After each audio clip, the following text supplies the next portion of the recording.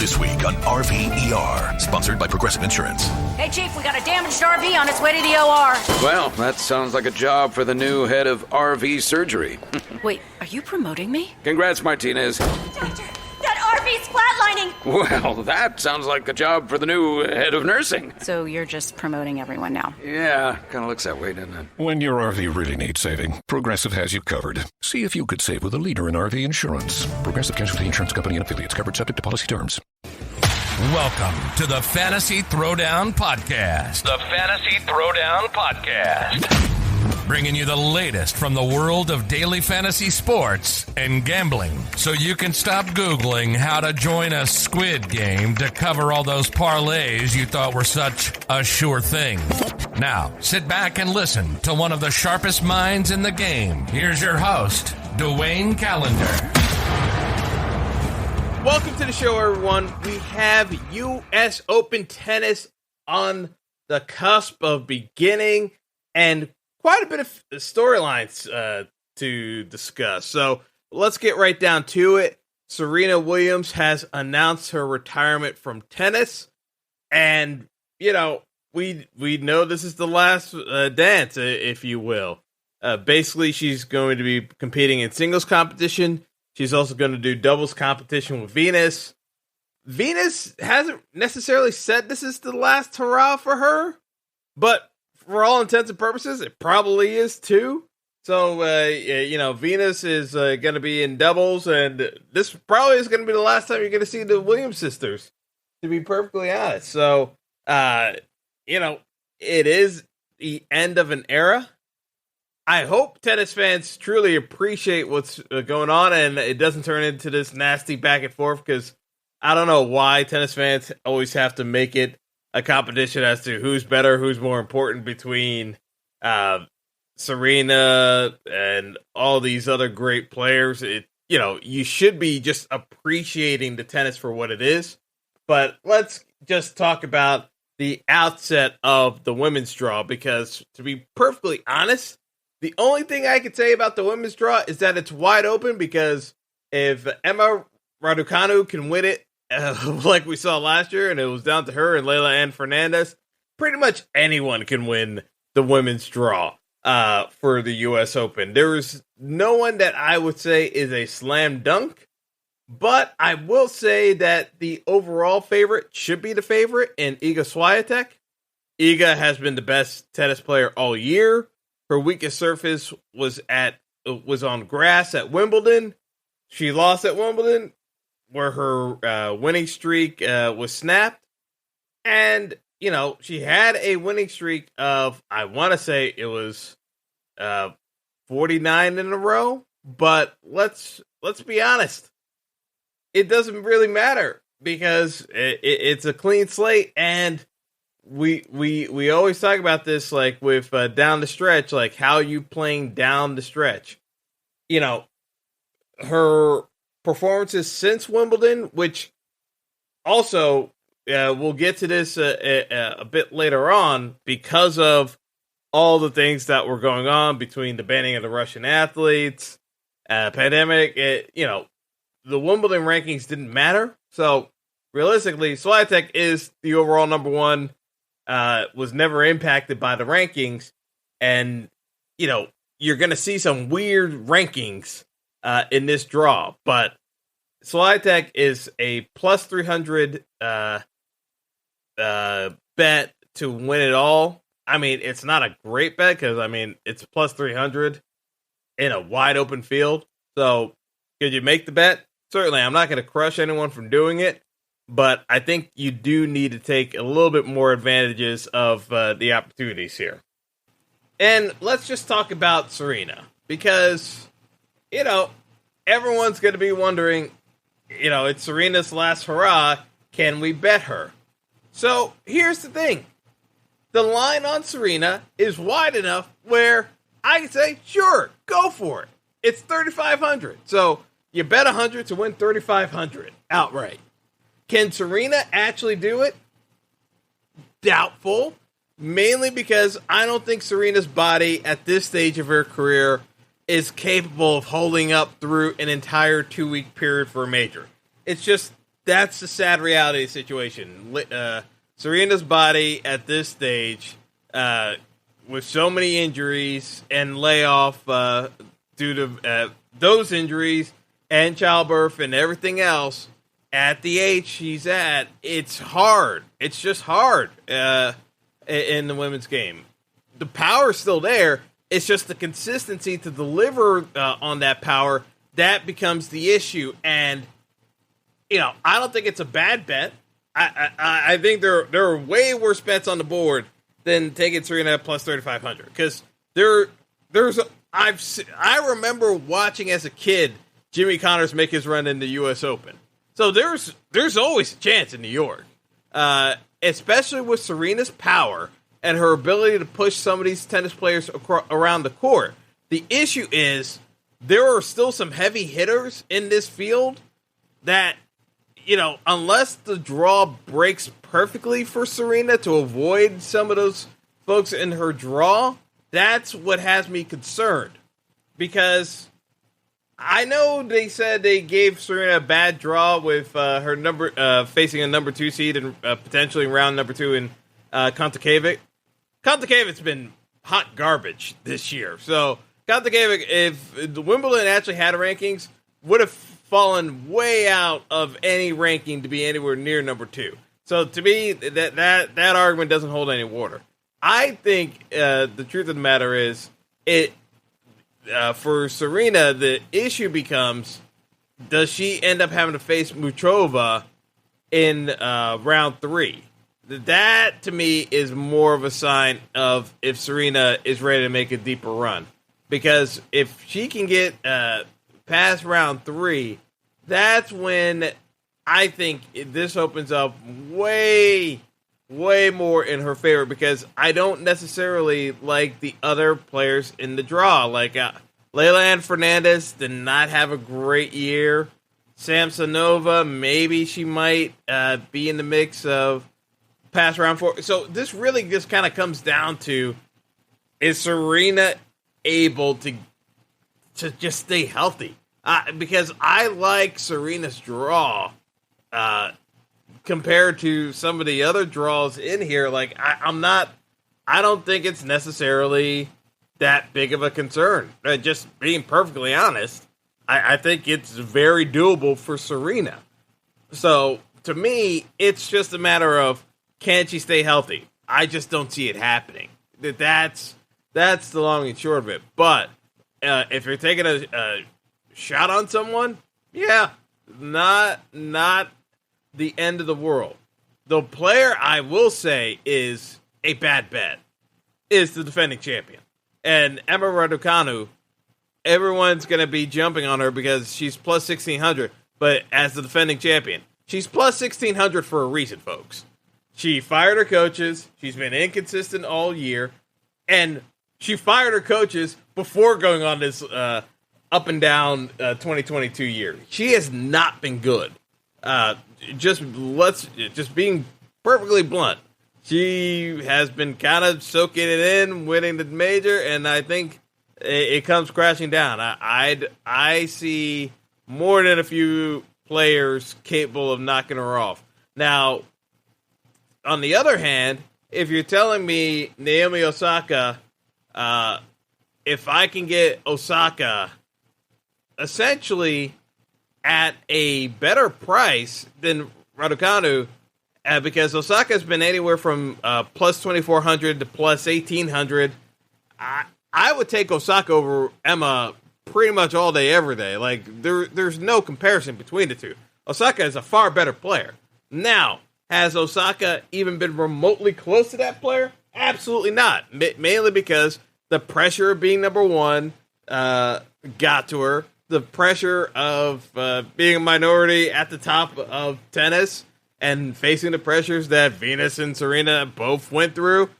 Osaka could not handle that. And it's a lot going on that people just do not understand, especially in the social media world. So, to me, I look at this and say, realistically, if you're going to bet someone that's not necessarily, and it's also going to be another popular pick, but Coco Gauff makes more sense from a form standpoint and just the fact that she has the talent to get it done.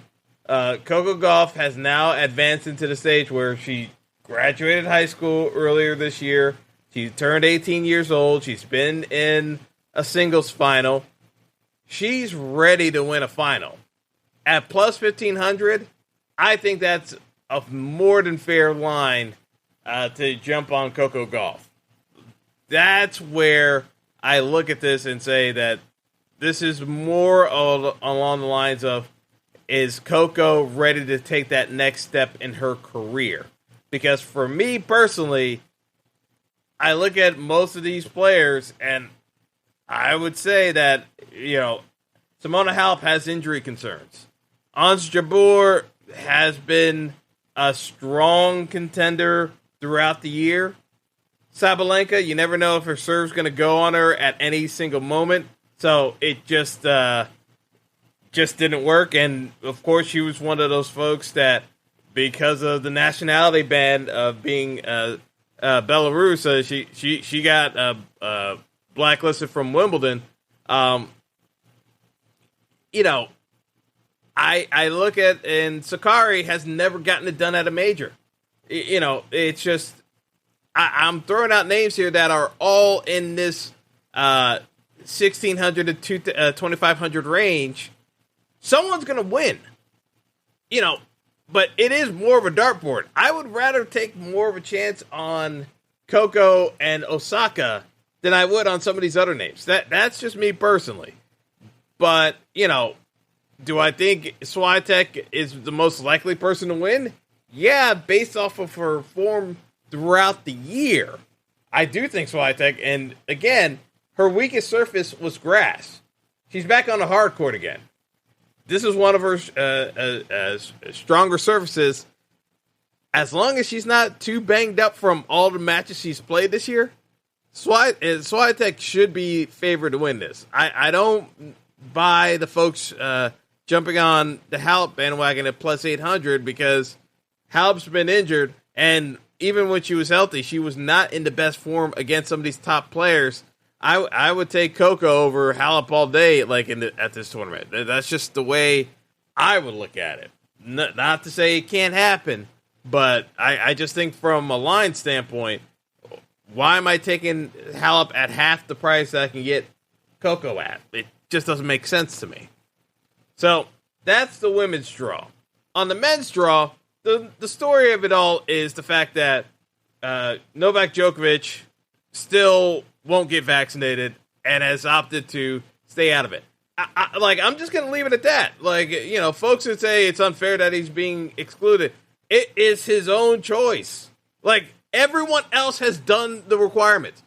You cannot make an exception for one dude. So, that's all I'm going to say about that. But let's just get into the favorites. Daniil Medvedev, defending champion, is plus 240. And the line keeps wavering, but at the number, it's not a great number, but he should be the favorite. Obviously not impacted because of Wimbledon where he was excluded, but, his hard court game is strong. There's no Djokovic around. His game is the best suited to win the tournament. That's just the long and short of it.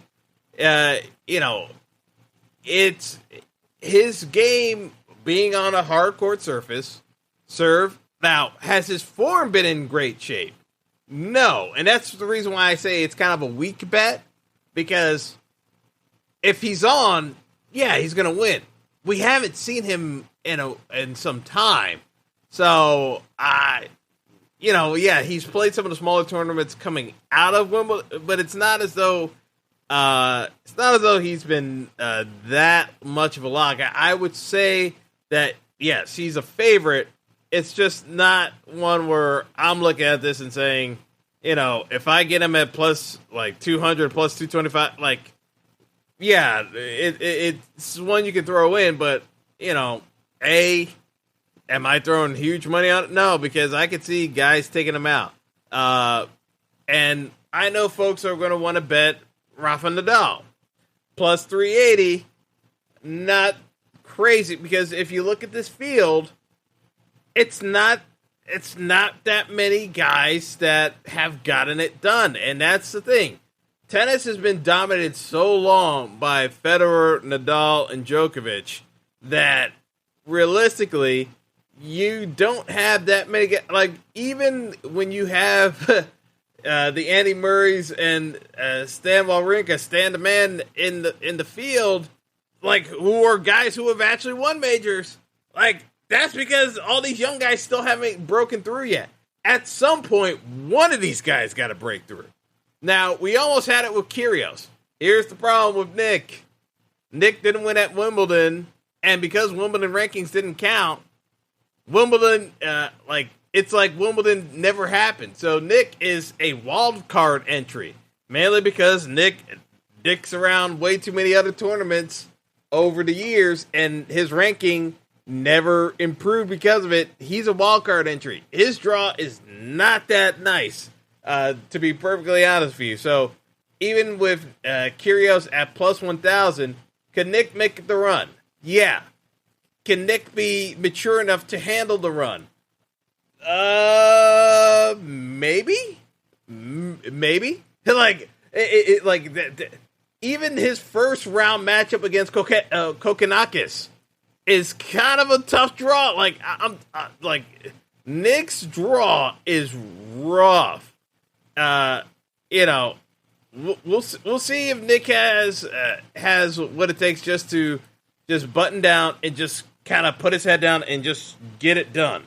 Because I literally want to say that this might be Nick's last hurrah to, like, really go get a major done. Like, I have concerns. I do have concerns about Kyrgios in general, because, like, this could go horribly wrong, and it wouldn't surprise me. Like, I know people want to, like, see Kyrgios, like, because he's got the wild card in the 23rd rank, but it's like,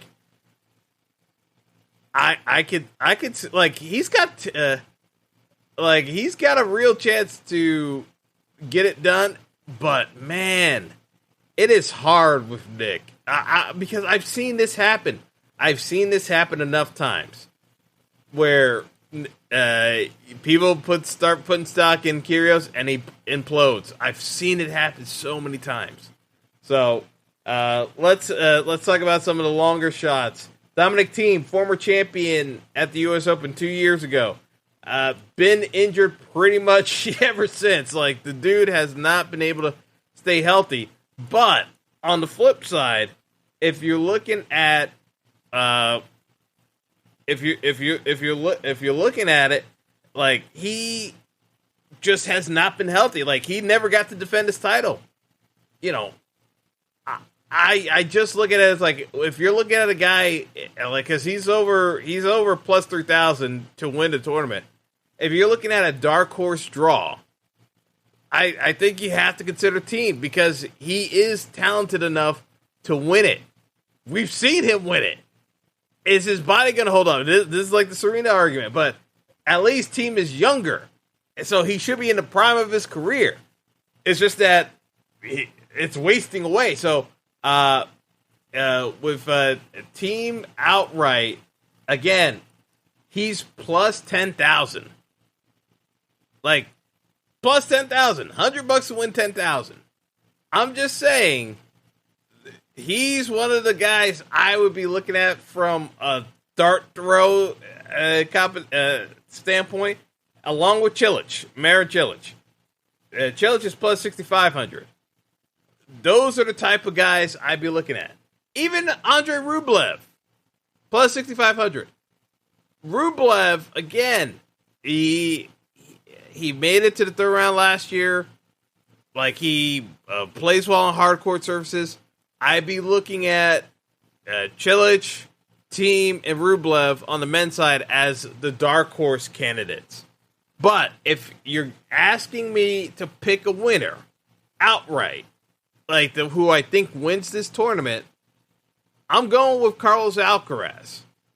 the 19-year-old, and, you know, he's been in the quarterfinals as of last year. Like, he got the experience. He's been turning it on. He's been a crowd pleaser. To me, Carlos Alcaraz is that guy that is on the cusp of breaking out in the tennis world, and he needs to win the major to do it. To me, no Djokovic. His primary competition is Medvedev and Nadal. He can beat those dudes. He can beat those dudes. He's that talented at 19. He is in prime position to get it done. I would look at this as he's improved at every surface of the game.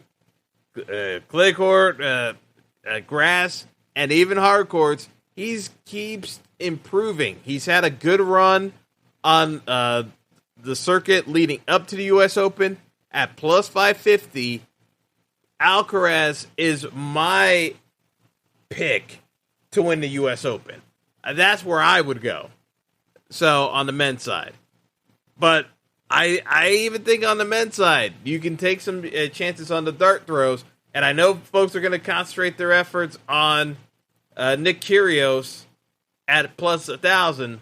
I'm just saying there are other guys in that draw that you can focus your attention on besides Kyrgios at a way better price that are just as likely to make it to a final as Kyrgios is. And it's not throwing shade. It's just consistency level wise. There are other guys that I would trust more, because when you're only looking at the likes of going through a Shapovalov, a Tsitsipas, Yannick Sinner is another dude that maybe he might figure it out to get over the hurdle and get into a semifinal or quarterfinal. But realistically, that's just it. It's like there's not a whole lot of guys. That's why people are leaning towards Taylor Fritz on the American men's side at plus 2,200 as someone who can make a lot of noise. My only issue with Taylor Fritz is I don't think his game is as well-rounded as some of the other guys I have mentioned. And even when he's serving well, his serve isn't as devastating as some of the other guys like a Cilic who can just win a game off of his serve only. I don't think Taylor Fritz is necessarily equipped to do that. So my thing is, as he advances further and he's going to face more well-rounded opponents, I don't necessarily see Taylor Fritz having the game to win a U.S. Open. So he's not in one of my outright bets. But I do have to say, like, you know, from a Rublev standpoint, Cilic, even Thiem, if Thiem can be remotely close to his normal form when he's healthy, Thiem at plus 10,000, you gotta take that shot. That's my opinion. So I'm gonna leave it off there, folks, and get on out of here. But lots of tennis to behold, and again, appreciate. You know, we don't have all the familiar names that we're accustomed to seeing, but still should be a wonderful tournament. So hopefully some of you get a chance to come out in the New York area to come see everything going on at Arthur Ashe Stadium. I know I'm going to take some time out to get that taken care of. But, yeah, it should be a good time. So that's all for now. Have a good one, folks, and best of luck to you. Take care. Thanks for listening to the Fantasy Throwdown Podcast. Be sure to like and subscribe to the show on Apple Podcasts, Google Podcasts, and all other major outlets.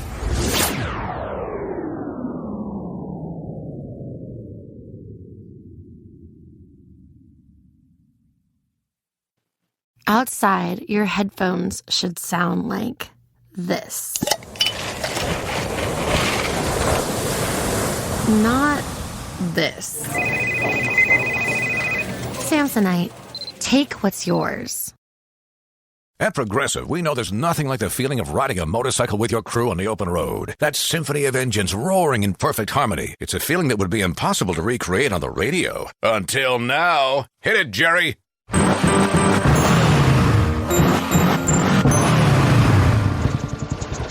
Oh, my word. Really, really terrible.